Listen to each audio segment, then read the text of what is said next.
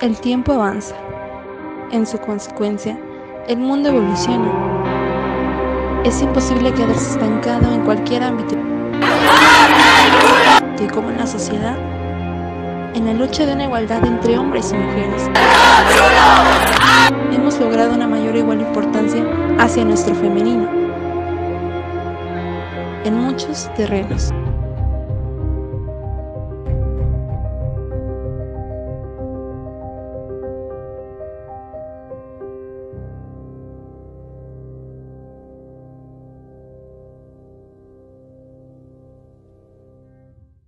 Pero antes, nunca fue así.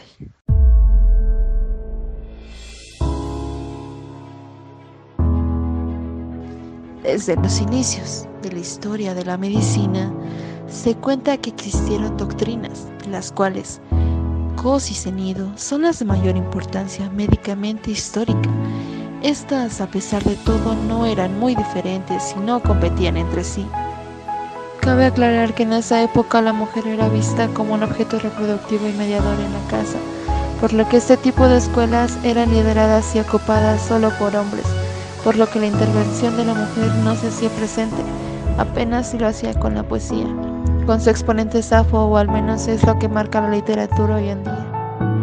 Siguiendo con esta historia, los hombres tenían sus diferentes ideas y forma de hacer las cosas en las escuelas. Por un lado, la doctrina de Cenido, las enfermedades eran interpretadas según el órgano afectado, y los tratamientos asociados a cada enfermedad eran sencillos y escasos, sin mencionar que los diagnósticos eran muy complicados, pero aunque completos, ya que cada síntoma se interpretaba como una enfermedad y por ello el acento se hacía más a la enfermedad que al enfermo. Por otra parte, los hipocráticos no hicieron prácticamente clasificaciones, pero usaban fundamentos más empíricos que teóricos para la asistencia de los enfermos, y sus tratamientos no fueron muy diferentes a los de la doctrina de Cenido, que, a diferencia de los cenidos, los hipocráticos se centraban más en el paciente que en la enfermedad. Algo muy interesante es la práctica del aborto y uso de presarios en esta época, puesto que era una práctica aceptada, sin mencionar que al igual que hoy en día había opositores hacia esta práctica, aunque no desde la perspectiva de la mujer que lo necesitaba, sino desde los caprichos del hombre. Era muy mal visto que una mujer tomara por su propia cuenta abortar, estando a merced del hombre. Necesitaba de su consentimiento para tal acto. Era el único que podía influir en sus decisiones y que en consecuencia de cualquier oposición a su palabra podía ganar un castigo y perder a su marido. Con esto constatamos que el juramento hipocrático ha sufrido de varios cambios, y el primero de ellos entra con el cristianismo, ya que no eran compatibles este tipo de actos con los principios morales de la iglesia cristiana, cambiando de las figuras clásicas como Asclepio por Dios, Cristo y sus discípulos. Igualmente, a conveniencia de estos religiosos, son aceptados algunos pasajes del juramento, como son todos aquellos que hablan de que el médico debe jurar actuar con pureza y santidad, formando así la conducta que en la mayoría de las culturas es ideal para un médico.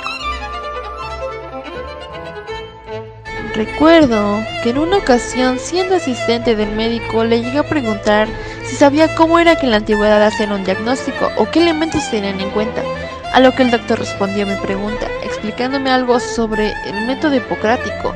Este constaba primeramente de observarlo todo, no se debe de escapar ni un detalle, por lo que se debe de tener los 5 sentidos bien alerta ante cualquier irregularidad. Otro principio fundamental es el de estudiar al paciente en vez de la enfermedad, poniendo especial atención en el aspecto del enfermo, su estilo de vida y demás factores que interaccionan con el paciente.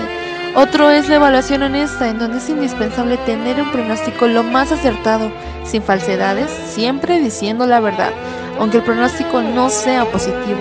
Por último, el cuarto más importante es el de ayudar a la naturaleza, el cual presenta al médico como una ayuda a la naturaleza del cuerpo para alcanzar el equilibrio, por lo que el médico debe de poner su mayor esfuerzo para tener al paciente y curarlo. Una de las transiciones más importantes fue la que hubo de la Edad Media al Renacimiento.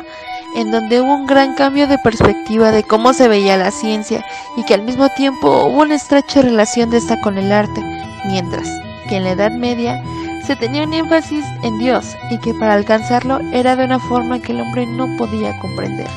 En el Renacimiento por primera vez se centró en el mundo natural, en donde se empezó a utilizar estudios más detallados. Pasaron los años y llegó la época mejor conocida como la era de la Revolución Científica. Esto sucedió solo por una pregunta que cambiaron los científicos al descubrir nuevas cosas.